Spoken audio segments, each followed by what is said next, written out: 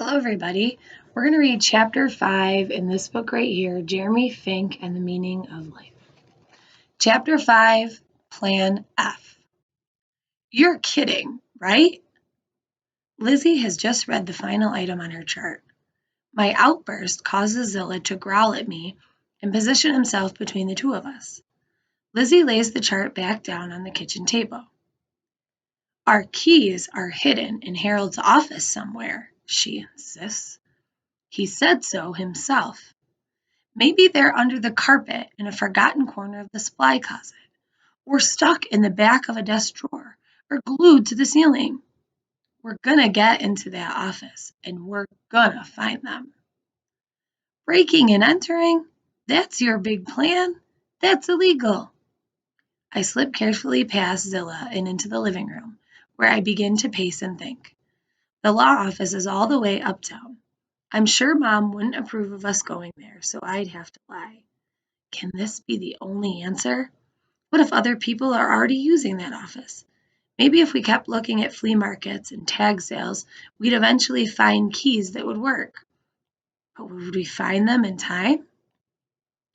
I'm getting a bit dizzy from circling, so I sit down on the couch that, unlike ours, has no holes and no name. I practice my deep breathing. Architecturally, our two apartments are identical, just flipped around. But they couldn't be more different inside. Practically everything in Lizzie's house is beige. Her dad says that it makes it easier to decorate.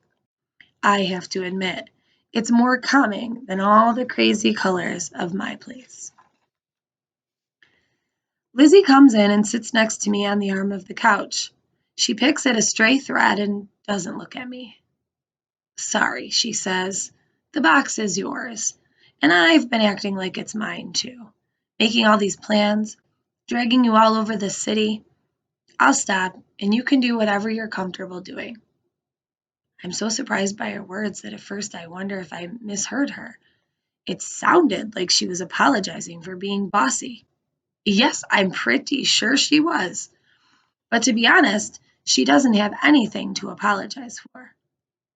Thank you for that, I say haltingly. But we're in this together. I asked you for help, and you've had really great ideas. Aw, shucks, she says, punching me lightly on the arm. Always one to try the easiest way first, I say.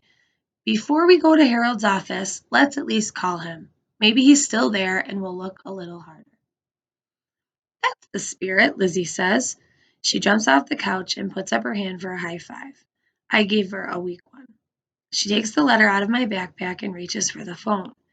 As she dials, I remind her that it's Saturday and maybe we need to wait till Monday. She shushes me and moves the phone between us so we can both hear. It's a recording. You have reached the law offices of Folgard and Levine. We have closed our Manhattan branch and will be reopening in Long Island in September, following a safari in Africa. Peace out. Peace out, Lizzie repeats, hanging up the phone. What a strange guy. Maybe Levine is the strange one, I offer. Who's Levine? The other guy in the office. Harold might be perfectly normal. Lizzie shakes her head. If he was friends with your parents, he's probably not normal. She has a point. We need to make a list, she says, suddenly all business. She grabs a pencil off the coffee table and looks around for something to write with.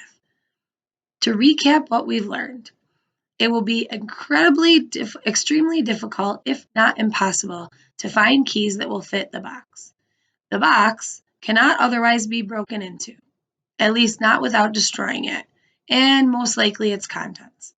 We know Harold is no longer in his office and might even be in the jungle. She finds a copy of an old issue of Post Office Weekly and rips off the back, which is blank.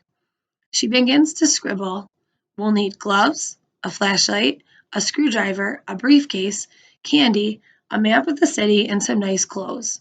She taps her forehead a few times with the pencil. Now, what am I forgetting? The kitchen sink, I volunteer. Why do we need the kitchen sink? Why do we need a briefcase or a flashlight, I asked. We're not going in the middle of the night. And candy? You know I'm in favor of bringing candy anywhere we go, but why for this mission? Duh, she says. To bribe the security guard, of course. I laugh. You think a security guard is going to let us snoop around someone's office because you give him a Twizzler? I was thinking more like a bag of Skittles, she says. And then, if he still won't let us in, a king-size Snickers ought to do it. She may have something there. He'd have to be a man of strong resolve to turn down a king-size Snickers. And if that doesn't work, she says, pulling her hair out of its ponytail, I'll just use my feminine wiles. What feminine wiles would those be? She shakes her hair out and does this pouty thing with her lips.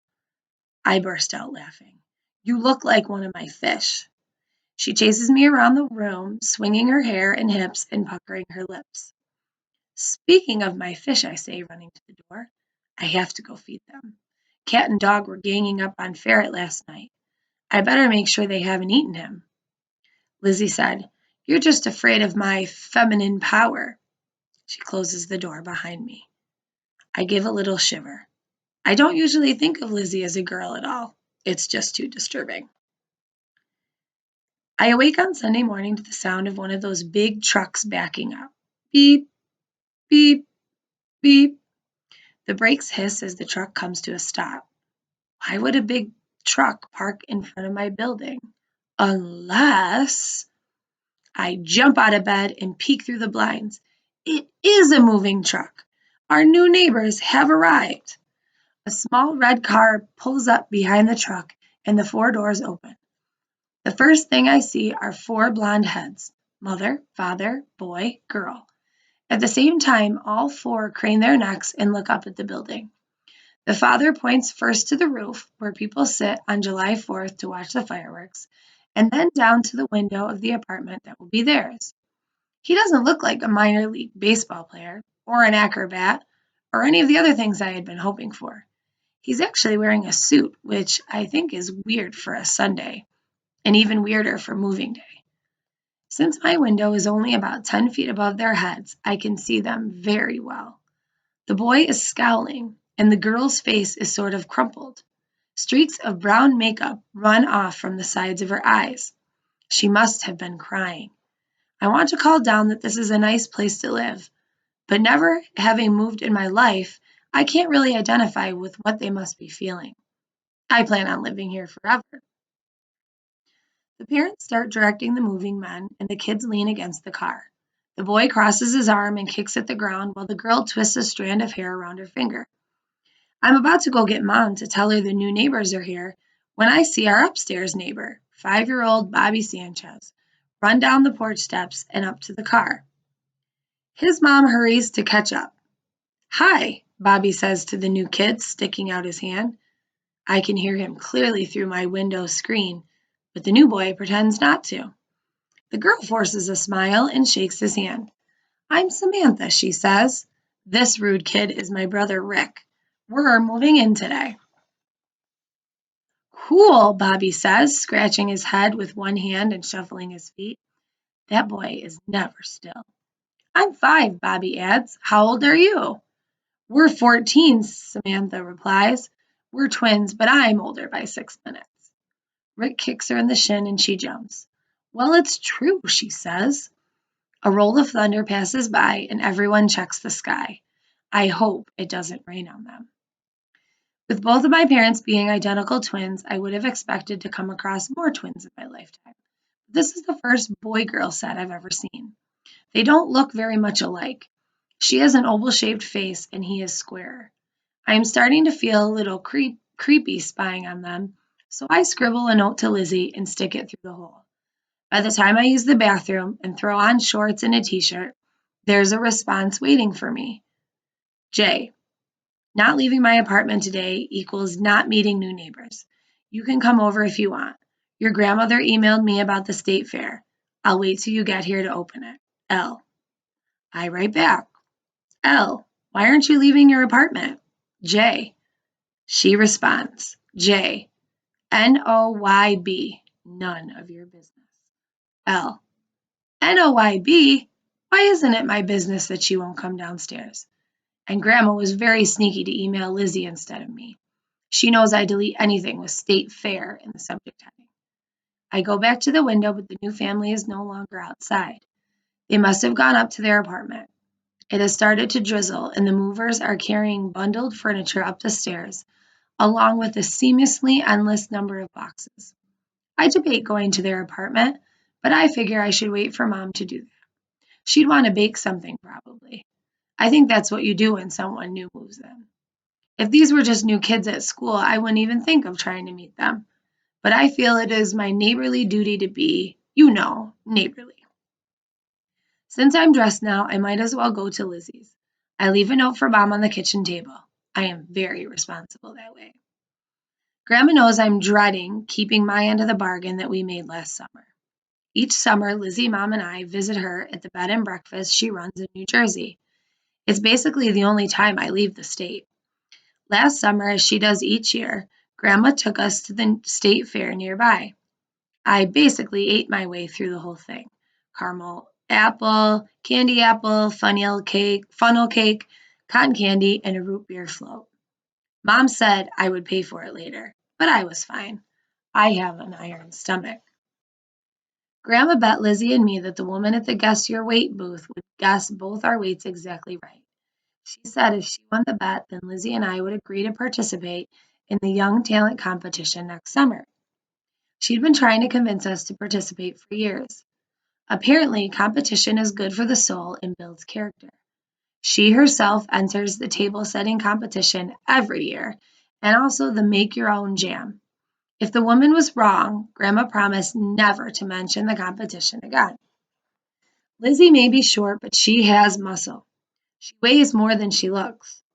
We exchanged knowing glances and agreed to take Grandma's bet. The Guess Your Weight woman narrowed her eyes at us, then scribbled some numbers on her pad. She put the pad on the table and gestured for us to step on the scales. When she showed us the pad, she was exactly right.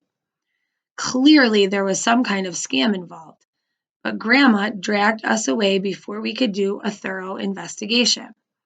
I bet the woman had scales buried under the ground that she could see somehow. So now we have to be in the stupid talent show. At least we can choose our own act. We need to come up with one today that won't be too humiliating. Lizzie's dad opens their door. He's still in his pajamas. They have ducks on them and little clouds. As I've mentioned, Mr. Muldoon is a hefty man, so there are a lot of ducks and a lot of clouds. Before you say anything, he says groggily as he stepped aside to let me in, they were left over from the last auction, and all of my other pajamas are in the laundry.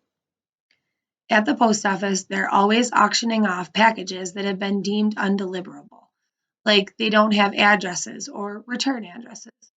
Usually it's stuff like clothes, CDs, and books, but they found snakes, a hamster, and even some poor guy's ashes in an urn. Mr. Muldoon gives my mom the heads up on what will be available. That's how I got my computer. Mom once got a whole box of mixed beads. Just what we needed in our apartment. More beads. The law says they couldn't auction off the urn, so it sits on a top shelf in the post office. And every once in a while, someone will put a flower next to it. Not every man can wear ducks, I say, following Mr. Muldoon into the kitchen, where he offers me a blueberry muffin. I politely decline. He gives a dramatic sigh and hands me the chocolate one. While I munch on it, he says, Lizzie told me about the box from your father. I hope that's okay. I nod. You must be pretty curious about what's in it, he says. Very, I reply, try not to spray little pieces of muffin. Hey, I bet I know where you'll find those keys, he says, peeling a banana. I look up from my muffin in surprise. Is he saying he has a set? Where? Where will I find them? He grins widely. In the last place you look. Huh? Where's that? Don't you get it, he asks. You always find something the last place you look, because once you find it, you stop looking. Oh, a joke, I reply, rolling my eyes. I should have known.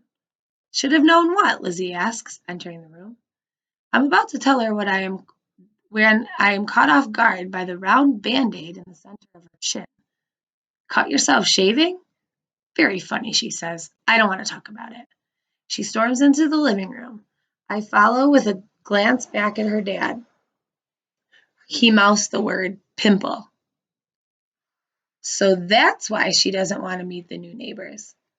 Lizzie and her dad share a computer that they keep on a desk in the living room. I plop down on the couch as she reads the email from my grandma out loud.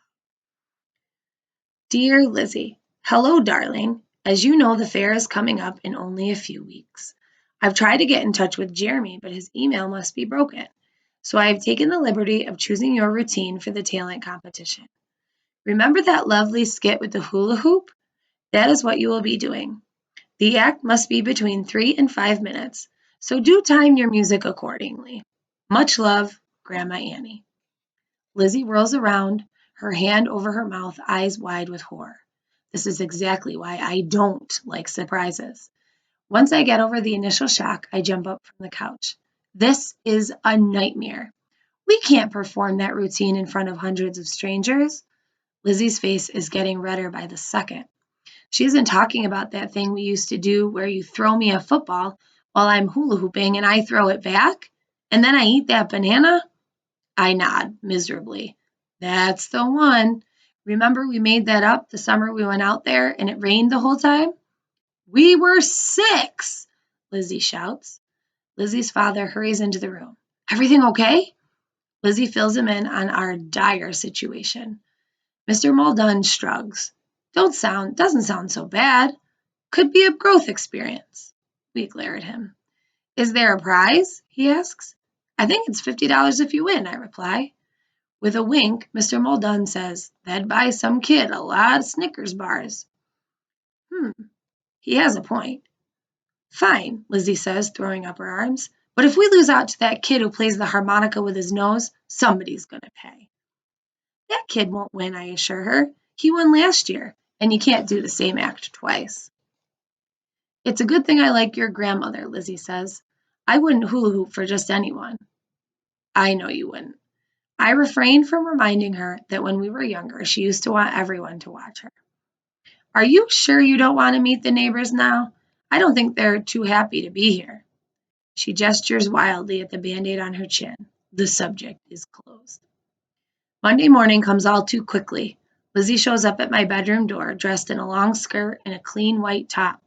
Her hair is out of its ponytail and has actually been brushed.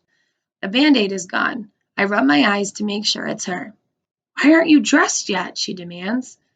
Yep, it's her all right. It's only 8:30, I reply, letting my head fall back on the pillow. She walks over and tugs the pillow out from under me. You know we have to get an early start. We have a lot to do before we go. I groan. Like what? She ticks off the list of her fingers.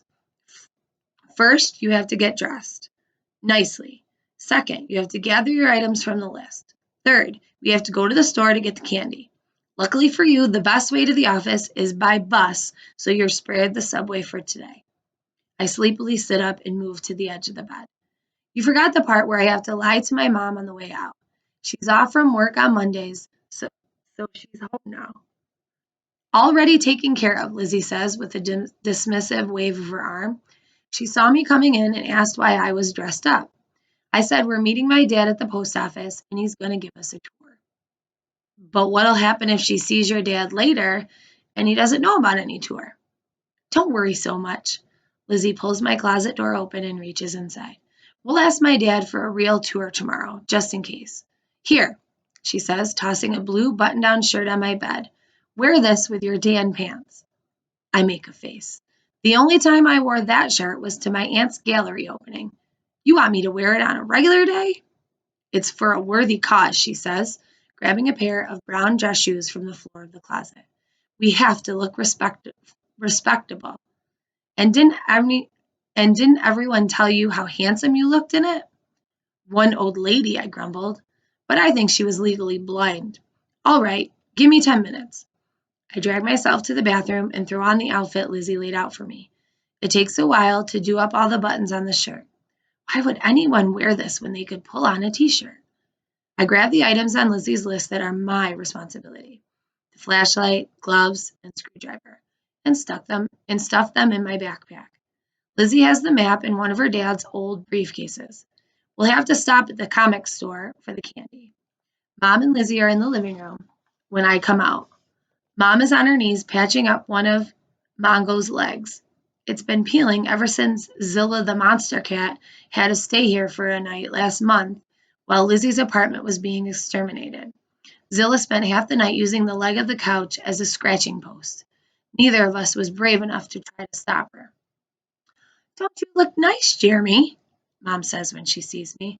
Thanks, I mumble, unable to look her in the eye. Well, we better go, Lizzie says, hurrying past Mom toward the door. The mail stops for no man, or something like that. Just a second, Mom says, scrambling to stand up without dropping her spool of thread. My heart quickens as she comes toward me. She must see it in my face. I am the worst liar. To my surprise, Mom passes right by me and peers at Lizzie's chin. I just wanted to make sure the concealer is working, she says.